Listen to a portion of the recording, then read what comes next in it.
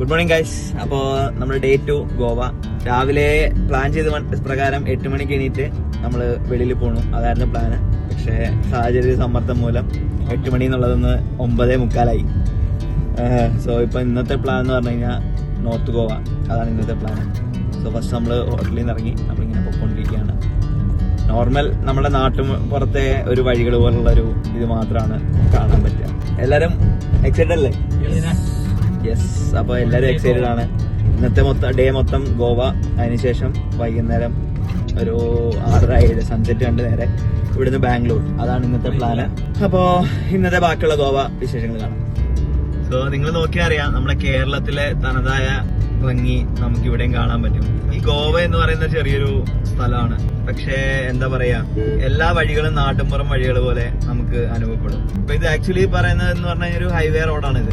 പക്ഷെ എന്നിട്ട് വളരെ ഭംഗിയേറിയ മരനിരകൾ എന്ന് പറയാൻ പറ്റില്ല, മരങ്ങൾ എല്ലാം നമുക്ക് രണ്ട് സൈഡിലും കാണാൻ പറ്റും. അപ്പൊ നമ്മളിങ്ങനെ നോർത്തിലോട്ട് പോയിക്കൊണ്ടിരിക്കുകയാണ്, നോർത്ത് ഗോവയിലോട്ട്. സോ ഫസ്റ്റ് ഡെസ്റ്റിനേഷൻ നമ്മുടെ മിഥിലേഷൻ ഓൾറെഡി രാവിലെ മുട്ട കിട്ടുന്ന ഏത് ലൊക്കേഷനാണോ അങ്ങോട്ടാണ് നമ്മൾ ഫസ്റ്റ് ഡെസ്റ്റിനേഷൻ ഇന്നത്തെ പ്ലാൻ ചെയ്തേക്കുന്നത്. സോ നേരെ ഹോട്ടൽ.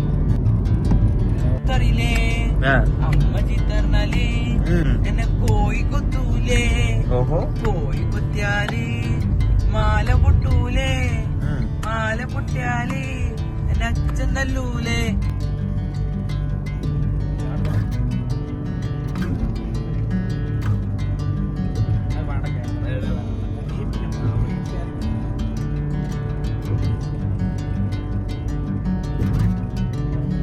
ഇവിടുത്തെ റോഡുകളൊക്കെ വളരെ മനോഹരമല്ലേ, രസമാണ്. കാരണം രണ്ട് സൈഡിലും ഈ തെങ്ങ് തോപ്പും ചെടികളൊക്കെ, അതാണ് അതൊരു ട്രെയിൻ വരുന്നുണ്ട്.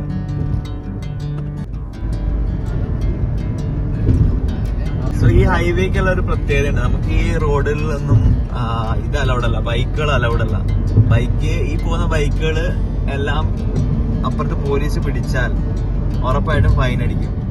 സോ അപ്പം ബൈക്കിൽ വരുന്ന ടീംസ് അല്ലെന്നുണ്ടെങ്കിൽ ബൈക്കുകൾ റെന്റിന് എടുക്കാൻ പ്ലാനുള്ളവര് ദയവ് ചെയ്ത് ഈ ഫ്ലൈ ഓവർ കയറരുത്. കയറി കഴിഞ്ഞാൽ നല്ല ഫൈൻ അടിച്ചിരും. പ്രത്യേകിച്ച് നമ്മൾ വെളിയിൽ നിന്നുള്ളവരാണെന്ന് പറഞ്ഞു കഴിഞ്ഞാൽ ഒരു കൺസിഡറേഷനും അവർ തരില്ല, വേറെ സ്റ്റേറ്റിൽ നിന്ന് വരുന്നവരാണെന്ന് പറഞ്ഞു കഴിഞ്ഞാൽ. സോ അത് നോക്കിക്കൊണ്ട് വേണം. സോ ദയവ് ചെയ്ത് നിങ്ങളത് സൂക്ഷിച്ച് വരിക. ഇവിടുത്തെ ഏറ്റവും ഒരു നല്ലൊരു ഫേമസ് ആയിട്ടുള്ളൊരു ബ്രിഡ്ജാണിത്. ഇതിന്റെ പേര് ഞാൻ മറന്നുപോയി. അപ്പൊ ദയവ് ചെയ്ത് നിങ്ങൾക്ക് അറിയാവുന്നവര് കമന്റ് ചെയ്യാം.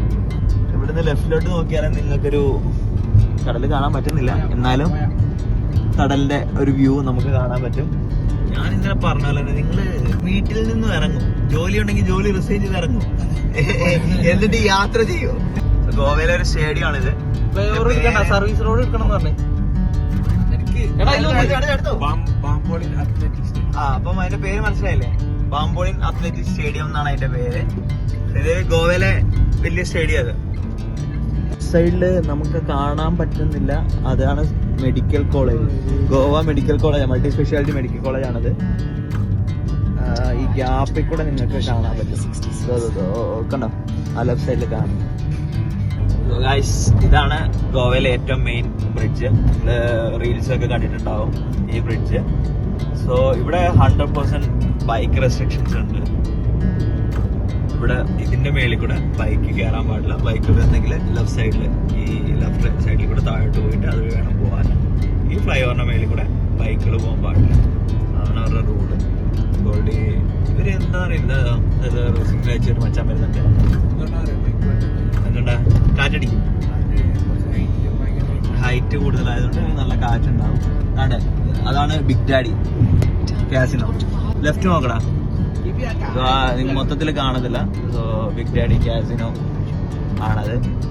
അപ്പോൾ നിങ്ങൾക്ക് ഷിപ്പ് യാർഡ് കാണാം. അല്ല സോറി, അത് ഡെൽറ്റ റോയൽ ആട്ടോ.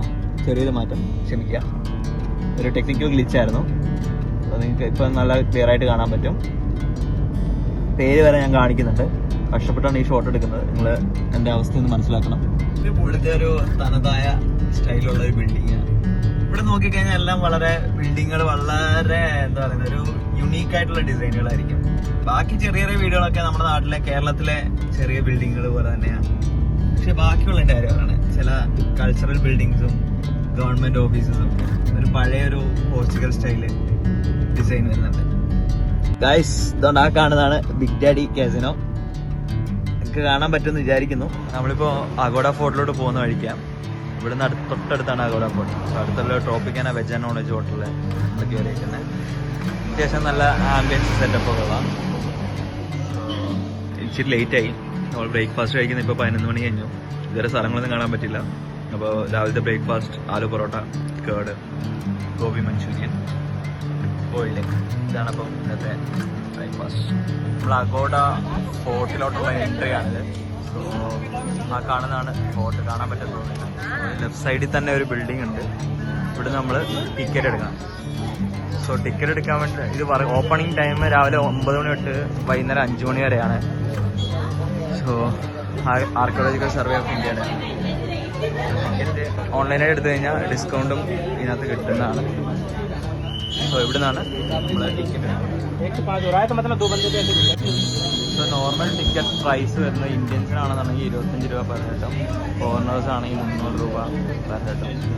എനിക്കെന്തോ ഇത് ഒരു റേസസ് ആയിട്ട് തോന്നുന്നുണ്ട്. കാരണം നോർമലി ഇവരെ വേർതിരിച്ച് കാണുന്നത് ഒരു ശരിയായ നടപടിയാണ്. അവർ കാണിക്കുന്നത് വളരെ റേസസ് ആണ് ഇന്ത്യയിൽ ഗവൺമെന്റ് കാണിക്കുന്നത്. സോ ആ ടിക്കറ്റ് വാങ്ങിച്ചതിന് ശേഷം നേരെ ഇവിടെ വന്ന് ഇവരെ കൊണ്ട് അത് വെരിഫൈ ചെയ്യാം. അതിനുശേഷമാണ് നമ്മൾ ഉള്ളിലോട്ട് പോകാൻ പറ്റുക. ഇവിടെ റോഡിൽ നിന്ന് നമ്മൾ കയറി വരുമ്പോൾ തന്നെ പാർക്കിങ്ങിന് വേണ്ടി പൈസ വാങ്ങിക്കും അവര്. ഫസ്റ്റ് പൈസ കൊടുത്തതിന് ശേഷമാണ് നമ്മൾ പാർക്ക് ചെയ്യണത്. പാർക്ക് നമുക്ക് എവിടെ വേണമെങ്കിലും ചെയ്യാം. നല്ല നമുക്ക് റോഡിന്റെ സൈഡിൽ ചെയ്യാം. അല്ലെങ്കിൽ പാർക്കിംഗ് ഏരിയ ഉണ്ട് ഡെസിഗ്നേറ്റഡ് ആയിട്ടുള്ള. സോ അവിടെ പാർക്ക് ചെയ്യാം. സോ അത് നമ്മുടെ ഇഷ്ടമാണ്. പക്ഷേ 100 രൂപ അവര് നമ്മുടെ കയ്യിൽ നിന്ന് വാങ്ങിക്കും പാർക്കിംഗ് ചാർജസ് എന്ന് പറഞ്ഞിട്ട്. സോ കയറി വരുമ്പോൾ തന്നെ ലെഫ്റ്റ് സൈഡിൽ നമുക്ക് ഡ്രിങ്കിങ് വാട്ടർ എടുക്കാനുള്ളൊരു സെറ്റപ്പ് ഉണ്ട്. അതാണ് ഈ കാണുന്നത്, വെള്ളത്തിന് വേണ്ടിയുള്ള സെറ്റപ്പാണ്.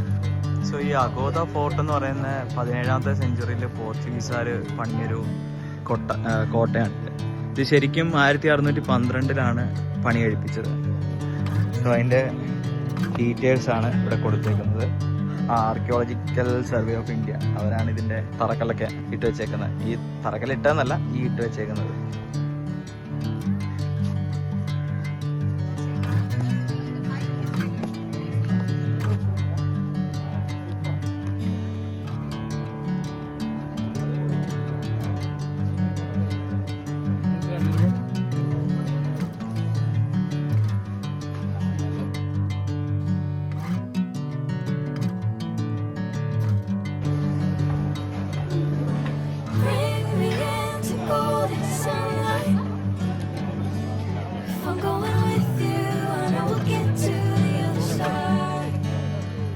മേളിൽ നിന്നുള്ള വ്യൂ ആണ് കടലിലേക്കുള്ള ഒരു സൈഡിലെത്ത്.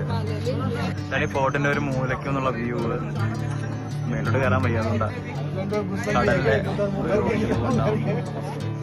കടലുള്ളിലൂടെ അതിൻ്റെ കൂടെ തന്നെ നോർമലി ഫോർട്ടിന്റെ ഒരു സൈഡ് വ്യൂ. ശരിക്കും ഇവിടെ കുഴിയ നേരെ പോയി കഴിഞ്ഞാൽ തീർന്നു. അഗോഡ ഫോർട്ടിന്റെ എക്സിറ്റിൽ നിന്നുള്ള വ്യൂ ആണ് ഈ കാണുന്നത്. അപ്പോൾ വളരെ സുന്ദരമായ ഒരു വ്യൂ ആയിരിക്കും. നമ്മളിപ്പോൾ എക്സിറ്റിലേക്ക് ഇറങ്ങുകയാണ് അടുത്ത ഡെസ്റ്റിനേഷൻ പിടിച്ചിട്ട്. ഇത്രേ ഉള്ളൂ അഗോഡ ഫോർട്ട്. ഇതിൻ്റെ അപ്പർ ലൊക്കേഷനാണിത്. ലോവർ ലൊക്കേഷൻ ഉണ്ട് ഇതിൻ്റെ. അവിടെ പ്രത്യേകിച്ച് കാണാനായിട്ടൊന്നുമില്ല, എന്നാലും കടലിലോട്ടുള്ള വ്യൂ വളരെ ഭംഗിയുള്ള. ഗൈസ്, ഇവിടെയാണ് നമ്മൾ റീലുകളിലൊക്കെ കാണുന്ന ആൾക്കാർ വന്ന് ഫോട്ടോ എടുക്കുന്നതും വണ്ടി ഓടിച്ചുള്ള റീലൊക്കെ ഇടുന്നൊരു മെയിൻ സ്പോട്ടാണ് നമ്മളീ കണ്ടുകൊണ്ടിരിക്കുന്നത്. നമ്മളിപ്പോൾ വന്നിരിക്കുന്നത് ചാപ്പറോ ഫോർട്ട് എന്ന് പറയുന്ന ഒരു സ്ഥലത്താണ്. ഇതിപ്പോൾ കയറി വരുന്ന എൻട്രൻസ് ആണ്. നേരെ കയറി വരുമ്പോൾ റൈറ്റ് സൈഡിലാണ് പാർക്കിംഗ് ഒക്കെ ഉള്ളത്. കയറി വരുമ്പോൾ റൈറ്റ് സൈഡ് മൊത്തം പാർക്കിംഗ് ആയിരിക്കും. ലെഫ്റ്റ് സൈഡിൽ ടാക്സികൾ നമുക്ക് കിട്ടും. അപ്പോൾ അവിടെ നമ്മളിങ്ങനെ നേരെ മേളിലോട്ട് കയറാൻ പോവാം. കോട്ടയിലോട്ട് കയറുന്ന വഴിയായത്. നമ്മളിങ്ങനെ മേളിലോട്ട് കയറാൻ പോവാം. അവിടെ നിന്ന് ഇങ്ങനെ മേളിലോട്ട് വന്നിട്ട് നമ്മളിപ്പം മേളിലോട്ട് കയറാൻ വേണ്ടി പോവാം. ഇങ്ങനെ മേളിലോട്ട് കയറിക്കൊണ്ടിരിക്കുക. അത്യാവശ്യം നല്ല ഇവിടം വരെ കയറിയുള്ളൂ. ശരിക്കും ക്ഷീണിച്ച് നമ്മൾ കയറി പാതി കയറിയപ്പോഴത്തേക്ക് കാലൊന്നും ഉറക്കുന്നില്ലല്ലോ. ഇത്രയും കയറി അവിടെ നിന്ന് കടലിലെ വ്യൂ കണ്ട.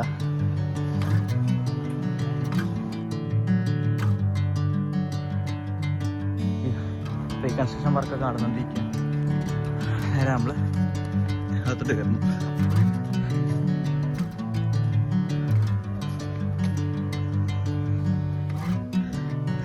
സൈഡിലും എല്ലാ കോർണറിലും നോക്കി കഴിഞ്ഞാൽ കാണാൻ പറ്റും സ്കഫോൾഡിങ് ചെയ്തിട്ടുണ്ട്. റിനോവേഷൻ നടക്കുന്നുണ്ടാവാം.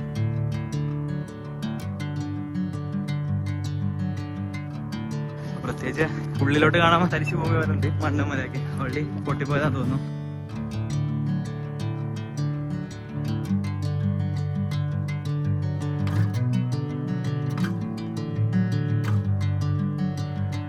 സോ ഗൈസ്, നമ്മുടെ കയറി വന്ന എൻട്രൻസ് ഇതാണ്. ഇവിടെ നമ്മൾ കയറി വന്നു. അത്യാവശ്യം ഈ ഏരിയ ഒക്കെ നമ്മളൊന്ന് കണ്ട് കവർ ചെയ്ത് നേരെ നടന്ന് ഇങ്ങോട്ട് വന്നു. ഇതാണ് ഇതിൻ്റെ ഉള്ളിൽ ഉള്ള കറണ്ട് സിറ്റുവേഷൻ. ആൾക്കാർ വളരെ കുറവാണ്. ഇപ്പം ഓഫ് സീസൺ ആയതുകൊണ്ട് ആൾ വളരെ കുറവാണ്. ഇതാണ് ഈ ഉള്ളിലേക്കുള്ള കർവ് വന്നേക്കുന്നത്. സോ കർവ് കഴിഞ്ഞിട്ട് നേരെ നമുക്ക് ഈ കോർണറിൽ നോക്കിക്കഴിഞ്ഞാൽ അതിൻ്റെ വ്യൂ.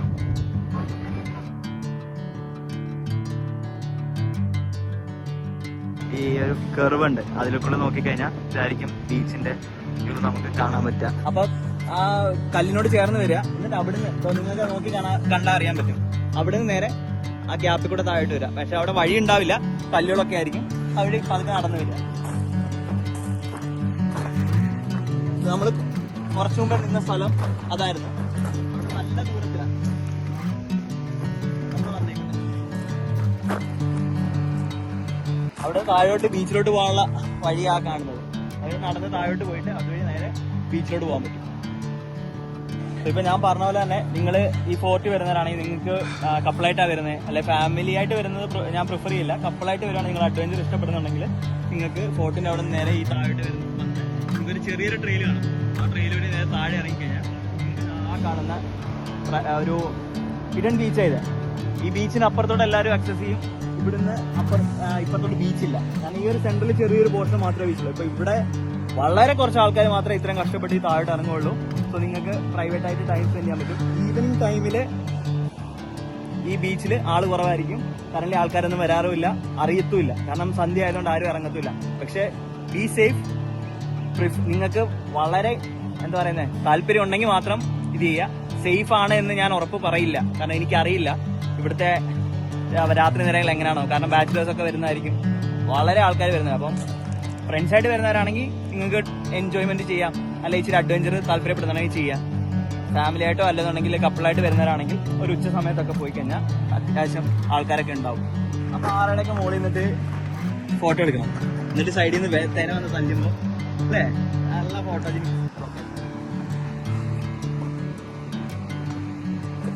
നമ്മള് ഇതിന്റെ അറ്റത്ത് എത്തിയിട്ടുണ്ട്. ഇവിടെ ഓൾറെഡി ഇതൊക്കെ എന്ന് പറഞ്ഞാൽ റീകൺസ്ട്രക്ട് ചെയ്ത പഴയതിന്റെ കല്ലൊക്കെ മറിഞ്ഞുപോയി ആൾക്കാർ വന്നിട്ട്. അപ്പോൾ ഇതെല്ലാം പുതിയ കൺസ്ട്രക്ഷനാണ്, എല്ലാം പുതിയതായിട്ട് ചെയ്തേക്കുന്നതാണ്. പഴയ കല്ലുകളും പുതിയ കല്ലുകളും നല്ല വ്യത്യാസം നമുക്ക് കാണാൻ പറ്റുന്നുണ്ട്. സോ അപ്പം പഴയൊരു പ്രൗഢി പ്രതീക്ഷ അല്ലെങ്കിൽ തിരിച്ചകത്തായ പടം കണ്ടിട്ട് ആ ഒരു പോസ്റ്റ് എടുക്കാൻ ഇപ്പോഴും ഗോവയ്ക്ക് വന്നിട്ടില്ല. എന്നാൽ അടുത്ത ആഴ്ച വരാം, അല്ലെ ഇനി അങ്ങോട്ട് പോവാം എന്ന് പറഞ്ഞ് വരുന്നവരോട് പ്രത്യേകിച്ച് പറയാനുള്ളത് ഇതെല്ലാം റീകൺസ്ട്രക്ഷൻ ചെയ്തേക്കുന്ന എല്ലാ കല്ലുകളും പോയി സിമെന്റും മണ്ണും മിക്സ് ചെയ്ത് വെട്ടുകല്ല് വെച്ച് ഉണ്ടാക്കിയേക്കുന്ന പുതിയ സാധനമാണ്. അതായത് ഇപ്പൊ വെച്ചത്. പഴയ ആ കോട്ടയുടെ സെറ്റപ്പുകളൊന്നും ഇല്ല. അത് മനസ്സിലാക്കിയിട്ട് വരിക. പഴയ ഒരു ലുക്ക് ഉണ്ടെന്ന് പ്രതീക്ഷ വരണ്ട. ആ സൈഡിൽ മാത്രം ഇപ്പോൾ ഇത് കാണുന്നതെല്ലാം പഴയതാണ്. ഇവിടെ തൊട്ട് ആ ചുമന്ന ചേട്ടൻ നിൽക്കുന്നിടം തൊട്ട് അങ്ങോട്ട്, അതായത് സൂമോട്ട് ഇത് ഞാൻ കാണിച്ചു തരാം. ഈ ചുമന്ന ചേട്ടൻ നിൽക്കുന്നുണ്ട് ഇവിടുന്ന് റൈറ്റിലോട്ട് മൊത്തം ഇവിടം വരെ പഴയത് തന്നെയാണ്. ഇവിടുന്ന് ഇങ്ങോട്ട് മൊത്തം പുതിയ കല്ലുകളാണ് വന്നേക്കുന്നത്.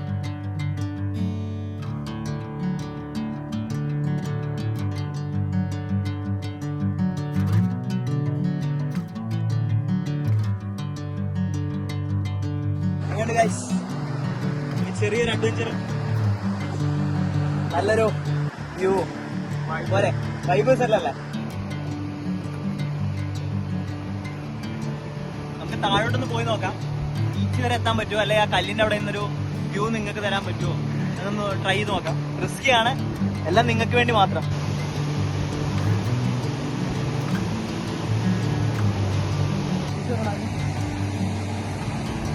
അവിടെ നിന്ന് നേരെ ഇങ്ങനെ ആയിരിക്കും വെള്ളം ഒഴുകി വരുന്നത്. അത് കാരണം അതിന്റെ തടങ്ങളൊക്കെ നിങ്ങൾക്ക് കാണാൻ പറ്റും. ഓൾറെഡി കല്ലൊക്കെ ഇളകി കിടക്കുക, മണ്ണും ഇളകി കിടക്കുക. അപ്പോൾ വളരെ റിസ്കിയാണ്, എന്നാലും താഴോട്ട് പോകാൻ പറ്റുമോ എന്ന് നോക്കാം.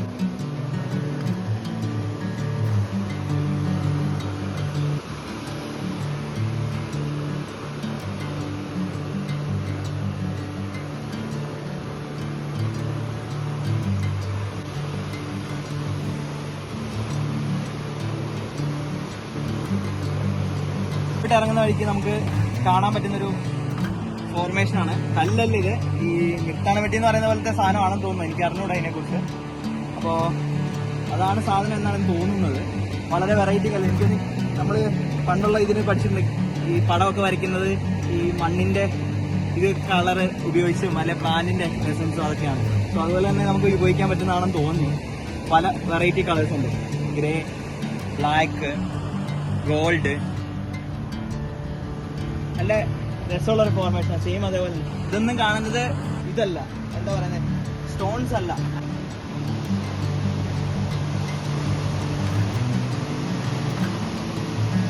നമ്മൾ ആ മേലിൽ നിന്ന് വന്ന ട്രയൽസ് നിങ്ങൾ കണ്ടു എങ്ങനെയാണെന്നുള്ളത്.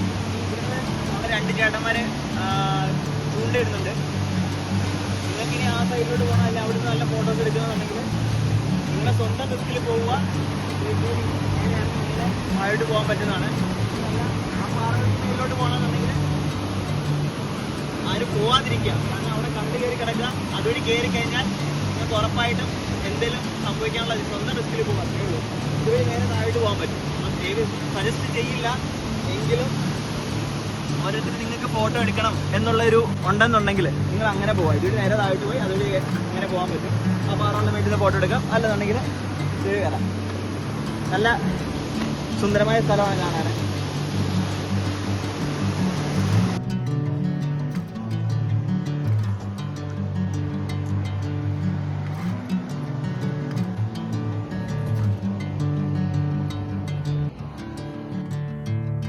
നല്ല സ്പോട്ട് നോക്കി റെസ്റ്റ് എടുക്കായിരുന്നു. സോ ഗൈസ്, അപ്പൊ നമ്മള് 14 ഇറങ്ങി നേരെ വണ്ടി എടുത്തു. അടുത്ത സ്പോട്ടിലോട്ട് പോവാം.